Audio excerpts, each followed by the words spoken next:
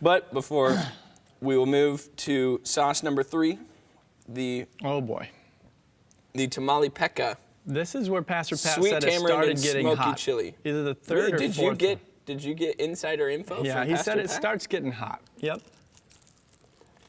I'm a big fan of this one. I think it started getting hot at number 1, so. Yep. Instant reaction from that wing. What do you think? Very spicy. All of them so far. It starts sweet, though. It's sweet at first, and then... I guess you, oh my. I just swallowed. That was a mistake. Have you not been swallowing this whole time? Have you been just tucking it back into your tonsils? No, I have been swallowing, but that one is definitely... So, as the sauce starts to affect your mind and your body... Already, not even halfway through. Many people know that your father, John Leonard, he was paralyzed due to an attempt that was made on his life while he was planting churches in Brazil. And I know we've had conversations before about how it was very challenging for you to forgive in that instance. What advice do you have for someone who's struggling to forgive someone in their life? Oh, man. Well, if I can think straight, already I'm struggling here. Right after my dad was shot, he woke up from his coma, and one of the first things that he wanted to communicate was that he forgave the perpetrator, whoever it was. We didn't know at the time. In fact, we don't know for sure to this day, but and that was a challenge to me because I wasn't ready. I wasn't ready to forgive this guy. In fact, running through my mind was me hopping on a plane, heading down to Brazil, hunting this guy down and shooting him. And so I really struggled and held that bitterness in my heart. Of course, I didn't do that. Didn't chase after him. No, but I would be lying if I said I didn't think about it.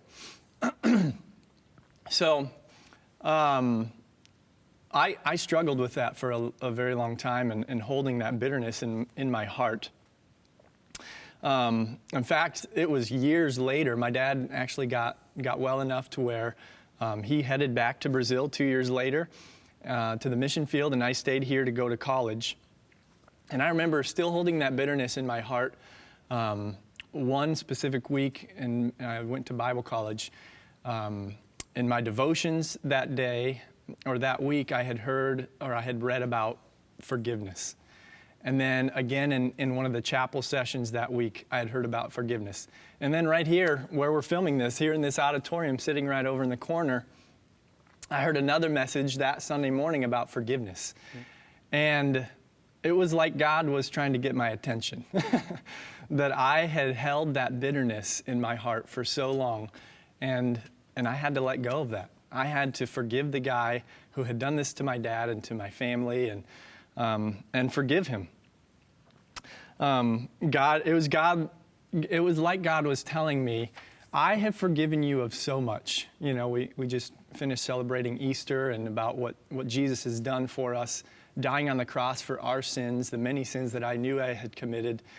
And it was like God was saying, hey, I've forgiven you of so much. Who are you to withhold forgiveness from this guy? Who are you to do that? So that would be my challenge to you. If you struggle with that, forgiving someone, especially if you're a Christian, if you've been forgiven of so much, who are you to withhold that forgiveness from others? So just a little lesson that I've learned and still struggle with sometimes, honestly. Yeah. So It's pretty powerful, though. It's cool what God does to get our attention when he knows that there's an area that we need to change in, and he loves us enough to show us that. yeah. It's great. Yeah.